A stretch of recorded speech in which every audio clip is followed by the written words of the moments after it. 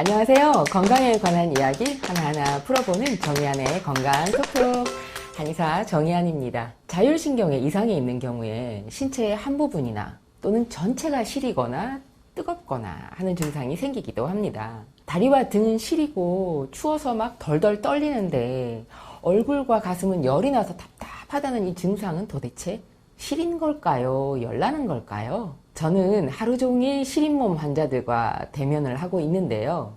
오늘은 치료 사례를 중심으로 한 시린 몸 환자 이야기입니다. 삼복더위에 딸과 함께 처음 내원하신 여사님이 있었습니다. 남들은 훌훌 다 벗고도 덥다고 부채질하는 이 삼복더위에 모자에 양말에 담요까지 두른 겨울 복장으로 내원하신 분입니다. 담요는 여름 어딜 가나 틀어대는 이 에어컨 냉기로부터 몸을 보호하기 위해서 머리부터 몸까지 모두 가리는 용도로 사용을 하셨다고 하네요. 이분이요, 어딜 가나 들고 다니는 여름철 외출 필수품이 담요라고 합니다. 그래서 여름철 외출은 정말 큰 마음 먹지 않는 이상 거의 안 하고 산다고 하셨어요. 에어컨 없는 곳을 찾을 수가 없고 특히 대중교통 타고 다니는 건 완전 불가능한 일이라고 하십니다. 무슨 이런 병이 다 있느냐고 하소연. 또 여름엔 에어컨 때문에, 겨울엔 찬바람 때문에 담요를 두르지 않으면 살 수 없다고 하소연하셨는데요. 이분을 자율신경 기능 이상으로 시린 몸이 생긴 걸로 진단을 하고요. 한약 처방과 약침 치료 꾸준히 진행을 했습니다. 자, 마침내 지난 여름에는 저하고 진료실에서 이렇게 대화를 할 때 에어컨을 틀어뒀는데도 이분이 반팔 차림으로 앉아서 진찰 받으실 수 있을 정도로 시린 몸 증상이 없어졌습니다.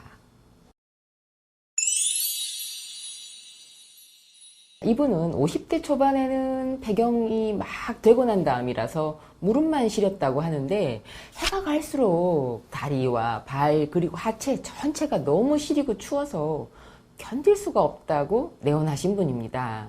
나이는 55세이고요. 이 얼굴과 뒷목으로는 열이 막 올라오고 가슴은 답답해서 잠 잘 못 자는 날도 많아졌다는데요. 병원에 물론 가보셨겠죠. 병원에 갔더니 갱년기 증후군인 것 같기도 한데 검사에는 이상이 없다고 해요. 그리고 뾰족한 치료 방법 못 찾겠다 해서 실망하셨다고 합니다. 자, 저한테 이렇게 진료실 찾아오셨을 때는 갱년기 증후군인가 해서 여성 호르몬 한동안 복용을 하셨던 분이에요. 그런데 이제 얼굴에 열이나 다리의 시린감은 별로 호전이 되지 않아서 굉장히 낙담하던 중이었거든요. 전형적인 상열한 증상이죠. 상체는 뜨겁고 하체는 차가운 병적인 에너지 교란 상태인 거죠. 자, 이분은요, 수승화강 상태.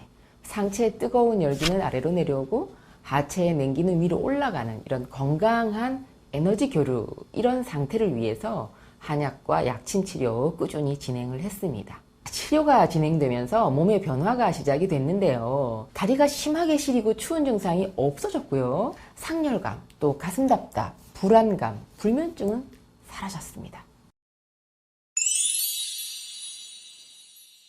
자, 이번에는요, 부모님과 함께 내원했던 여중생 이야기입니다. 15살이에요.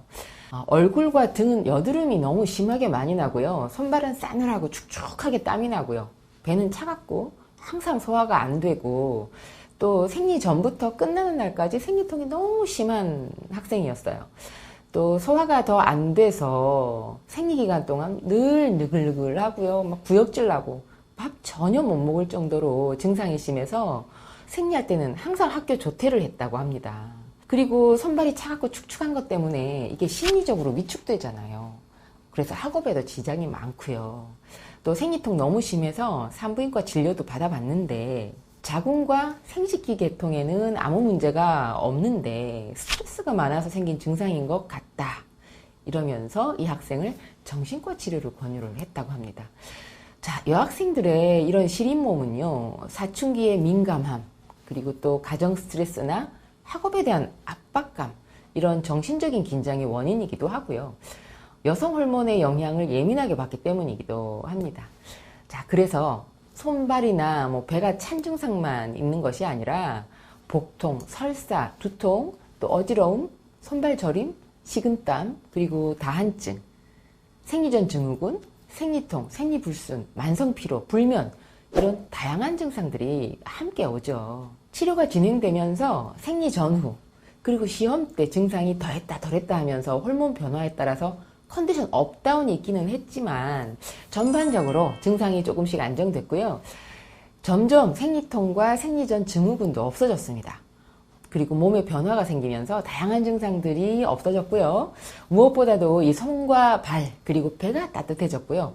성격도 밝아졌고 학업에 집중할 수 있는 힘도 생겼습니다. 자, 시린몸은요, 몸을 그냥 따뜻하게만 해준다고 해결되지는 않습니다. 시린몸을 민감하게 받아들이고 증폭시키는 이 교감신경과 또 안정시켜주는 부교감신경 기능에 문제가 생긴 걸 해결을 해야 증상이 없어지고 몸 상태가 좋아집니다. 국소적으로 시리거나 전신이 시릴 때, 또 자율신경계 균형을 잡을 수 있도록 전문가의 치료를 받으시길 바랍니다. 자, 오늘 영상은 시린몸, 냉증 있는 분들의 진료 사례 알아봤는데요. 첫 번째, 삼복더위에도 담요 둘둘 말고 오신 분. 두 번째, 얼굴은 열이 뜨고 다리는 엄청 차다는 분. 세 번째, 손발은 싸늘하고 배는 더 차가운 학생. 이런 진료 사례를 함께 살펴봤습니다. 오늘 영상 보신 분들, 날씨가 더운데도 담요, 핫팩 필요한 분이신가요? 에어컨, 선풍기 바람 견디지 못하는 분이신가요? 시린몸, 냉증일 수가 있으니까 전문적